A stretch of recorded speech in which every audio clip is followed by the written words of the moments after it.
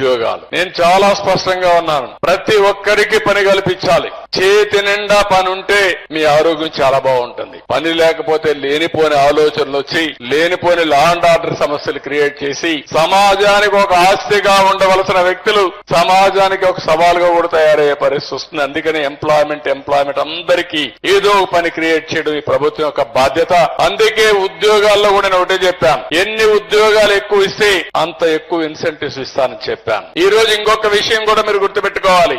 Work from home వచ్చింది, neighbourhood working వచ్చేసింది. ఇంట్లో గాని సరిగా లేకపోతే పక్క ఇంట్లో మంచి రూమ్ ఉంటే అక్కడ ఒక 5 మంది కూర్చొని పనిచేసే పరిస్థితికి వచ్చారు. ప్రపంచంలో చాలా కంపెనీలు వాళ్ళ ఖర్చులు తగ్గించుకోవడానికి వర్క్ ఫ్రం హోమ్ ని, నైబర్హుడ్ ని ప్రోత్సహిస్తున్నారు. దీంట్లో ఇంకొక స్టెప్ ముందుకెళ్లి నేనైతే ఏదైతే వర్క్ స్టేషన్స్ క్రియేట్ చేసి నెలలో 10 రోజులు అక్కడ పనిచేసి 20 రోజులు ఇంటి దగ్గర పనిచేస్తే 10 మందితో కలిసినప్పుడు మీకు ఒక నమ్మకం వస్తుంది, మీకు